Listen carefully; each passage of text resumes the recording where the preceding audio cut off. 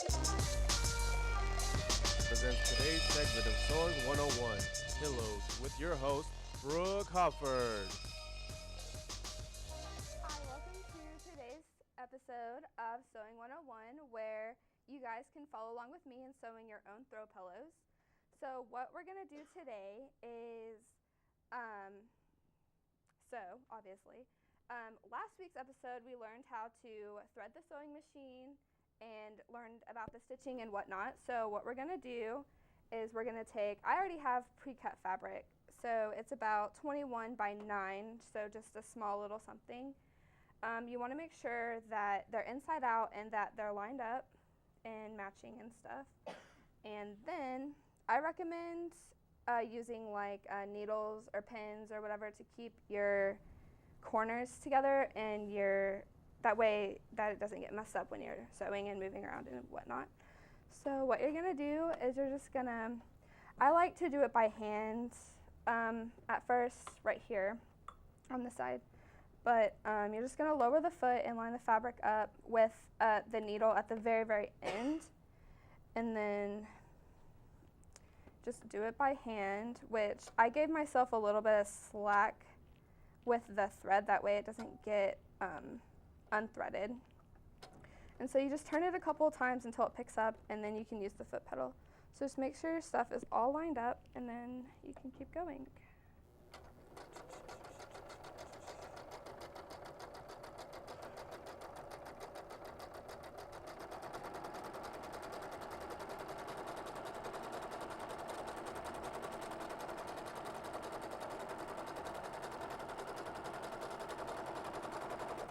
Alright, and then when you get closer to the end, I like to do it by hand because you don't have to completely sew that entire side and then have to start over. You can, when you get to the corner, you can leave your needle down in there and just pick up the foot and just spin your fabric. That way it's all on one piece of thread. And I recommend that you go a little bit slower when you're starting out with the foot pedal, because if you go a little bit fast, it will crinkle, and when it crinkles, the needle will skip stitches, and it looks like you're wearing a belt that's too big with pants, and it just doesn't, you don't want that. So you can lower your foot and keep going down the other side.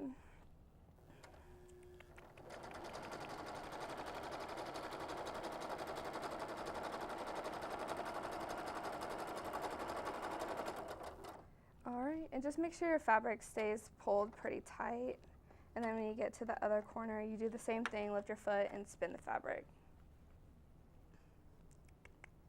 And just pull that. And then the last side, we can go all the way through.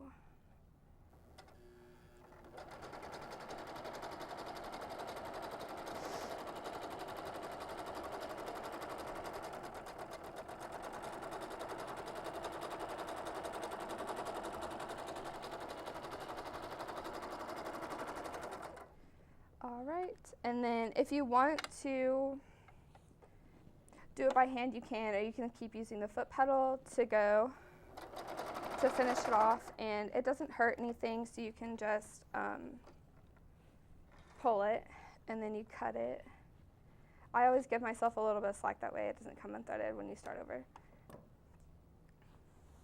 And then what you can do is you just tie it off like you would a normal knot. Like, I usually go 1 or 2 times, depending on like how much fabric you're using or how big it is. Alright, we're going to take a quick commercial break, and then we'll be right back with stuffing our pillows. Are you a student? Do you take notes on your computer while in class? Then do you go home, put your computer away, and never look at your notes again? Then I bet you failed your test, didn't you? Yes. Well then, it sounds like you need A+ Dreams. This software allows you to download your notes into your memory as you sleep. Simply insert the software, put on your headphones, and let A+ Dreams do the rest. Thanks, A+ Dreams. Haha, you're welcome. $89.99, A+ Dreams could be yours. To order, call 1-800-A-DREAMS now. back. So before we left, we just finished sewing the 3 sides. And then what we're going to do now is we are going to flip it inside out. That way you can actually see your pattern. Just shake it out. And then you can take some scissors or a needle or, you know, whatever you have with you to make sure the corners are nice and square. And just push those and go along to the other side.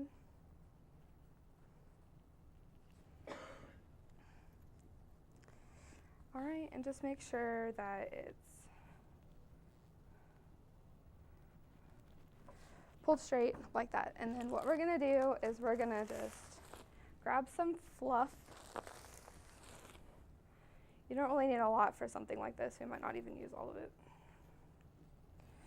And just stuff it, because I mean, it's just for decoration. You can stuff more if you want it to be firmer. I mean, really just whatever you're gonna do with it. Mine's just for decoration, so I don't really need a lot.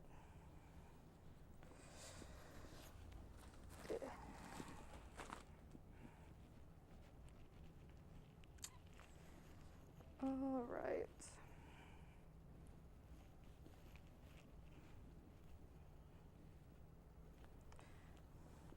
Okay, now that we got it where we want it, we just want to make sure that it's all like flattened out. And then what we're going to do is we're going to take the end, that way you don't see like this, you know, stitching that's coming undone on the pattern itself. We're going to we're just going to fold these under. And this is why it's easier to do it with like pins and stuff, that way they stay in place. But we're gonna fold those under and then just sew like we did, just stick it under there, line it up with the needle, and just pull it really tight and just keep going, actually. I'm gonna do it by hand first, just to get started.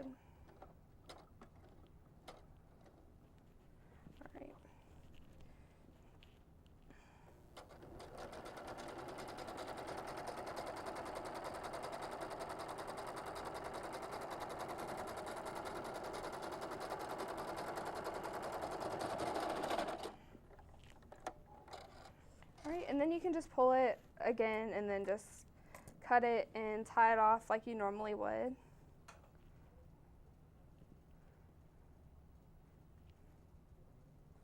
Doesn't really matter how you tie it. It should stay. I didn't do it on this pillow, but when you're sewing the end of it, you just want to make sure that you sew close enough to like the end so you don't really see the stitching. I didn't do it on this one, but, oh, it came undone, but that's okay. And then you're just gonna tie it off on this end and tie it off on that end also. And then if you want to, I mean, that's basically it. It's not hard. You can pick any fabric that you want, any pattern. I use the cotton because it works the best. I have other pillows that I've made where you can use buttons. We just pulled, instead of like sewing it like this, we just pulled like all 4 corners and just sewed a button on there. We kind of just had to like guesstimate with a needle, but I mean, it's just a craft. It's not like a job or anything that I do. And then there's other ones where you can, you know, do fringe or, you know, whatever your heart desires. But that's basically it. I mean, you can stuff it a little bit more if you wish, but life's good. But I'm going to finish this one up because it came undone.